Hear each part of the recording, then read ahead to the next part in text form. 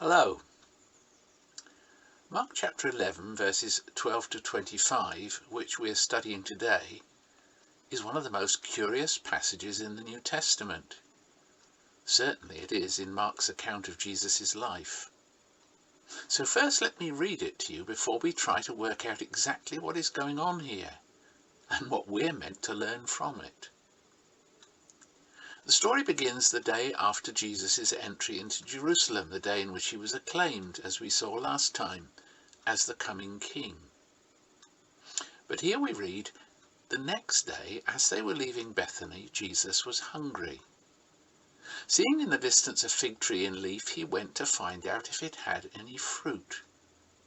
When he reached it, he found nothing but leaves, because it was not the season for figs. Then he said to the tree, "May no one ever eat fruit from you again." And the disciples heard him say it. On reaching Jerusalem, Jesus entered the temple courts and began driving out those who were buying and selling there. He overturned the tables of the money changers and the benches of those selling doves, and would not allow anyone to carry merchandise through the temple courts. And as he taught them, he said, "Is it not written, 'My house will be called a house of prayer for all nations'? But you've made it a den of robbers." The chief priests and the teachers of the law heard this and began to look for a way to kill him, for they feared him, because the whole crowd was amazed at his teaching. When evening came, Jesus and his disciples went out of the city, and in the morning as they went along they saw the fig tree withered from the roots. Peter remembered and said to Jesus, "Rabbi, look, the fig tree you cursed has withered." "Have faith in God," Jesus answered. "Truly I tell you, if anyone says to this mountain, 'Go throw yourself into the sea,' and does not doubt in their heart, but believes that what they say will happen, it will be done for them. Therefore I tell you, whatever you ask in prayer, believe that you've received it, and it will be yours. And when you stand praying, if you hold anything against anyone, forgive them, so that your Father in heaven may forgive you your sins." Now we're immediately faced with two perplexing problems in the story Mark records here, and the way that he reports it. First of all, at the heart of the passage is a miracle which seems arbitrary and almost cruel. There was apparently little prospect of fruit on a fig tree at this particular time of the year. Why then did Jesus curse it because it bore no fruit in the spring? After all, he'd lived long enough to know some basic facts about the natural world around him. The other puzzle is that in this section of his gospel, Mark has placed the incident of Jesus' cursing the tree between two paragraphs in which the two outer parts of the story are clearly meant to explain in some way and more fully Jesus' action in cleansing the temple. Yet the final section provides some words on prayer which seem, at least at first sight, unrelated to what has gone before. What then are we to make of this? Well, here goes. First of all, whatever we make of the whys and wherefores of Jesus' cursing the fig tree, it seems that Mark intends us to see the incident as a commentary on Jesus' cleansing of the temple. Since this is the case, it appears that we're meant to recognize that there are forms of religion which are active and pretentious, but empty of reality and fruit-bearing. The fig tree, with its impressive early growth, might have seemed to have promised more than leaves. The activities in the temple, the heart of true religion in Jesus' day, or at least so it was claimed, seemed to promise much, but also delivered nothing. Tragically, Jesus' actions show that this sort of religion is self-absorbed and denies any real access to God. The court of the Gentiles described here was devoted to prayer, the heart of a life of intimacy with God, yet prayer was impossible in such a hubbub, and those for whom the courtyard was designed were prevented from finding a place to meet with God. Even more tragic is the fact that Jesus shows that such a religion is hated by God, and his judgment, as he says, is waiting at the door. There's a challenge here to every one of us. Religions, including Christianity, can appear to be very visible, but hollow. Like an old tree, it may still stand upright and tall, but be dead inside. Or like the fig tree, it may put on a fine show, but lack the fruit that alone should be the mark of genuine religion. So we turn to the end of this section of Mark's Gospel.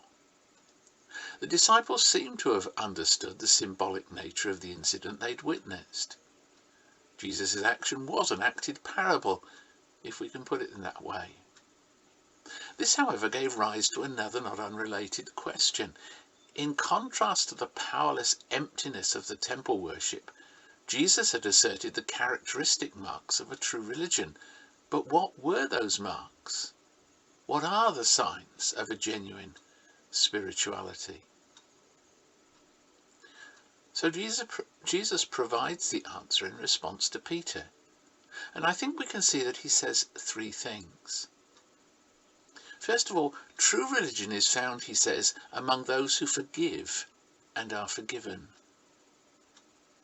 The temple worship was designed and had been developed so as to guarantee forgiveness. Jesus' words indicate that God hates a religion that is no more than divine manipulation. God looks for those whose lives characterize what they themselves have received and will receive, his freely given forgiveness. We might put it like this: true religion is seen not in action, but in actions. Secondly, Jesus emphasizes that true religion is found among those who live in humble trust in God. It's not essentially witnessed in actions and religious activities, but in an attitude of heart and willing submission to him. Finally, true religion, Jesus says, is seen in a life which knows God's will and seeks, even where it seems impossible, to do it. We need to read behind Jesus' words here. He's not suggesting we should be engaged in screwing up our faith to believe something. This runs contrary to what the scriptures teach elsewhere about faith. His point rather is that those who know their God will know his will pray for what he wills, and will find it accomplished. But all this presupposes a true knowledge of God himself. By way of summary then, Jesus and Mark wants to emphasize that true religion is a thing of the heart and life. It springs from the intimacy of a genuine personal relationship with God. This is what pleases him. And this is the key to a religion that is more than an empty, if impressive, show. Now, it seems to me that there are several lessons to learn here. Like all other religions, Christianity can on occasion put up a splendid show. However, to the close observer, the emptiness and the smell of death can be often easily detected. And those who might otherwise have considered the Christian faith find what they have discovered as utterly repugnant. Jesus' actions and teaching here show that he agrees. In fact, he invites us all to seek him, not the often corrupt version of Christianity that bears his name, but not his blessing. But some of you listening to me are Christians. So I'd like to conclude by inviting you to reflect upon Jesus' diagnosis of true and false religion, which he gives here. Where do we stand? Without subjecting ourselves to unnecessary guilt trips, is our faith more than mere notion? Are our desires, if but imperfectly, directed towards God? Do we seek to live with him and for him? And do we know something of the power of his Spirit at work, even in our weakness? Only if this is so can we be said to know God. anything else. And we stand, as Jesus' hearers did, on the brink of danger. For God is not interested in mere show. He wants your heart, and he wants mine. The question that we must answer is, can he have it?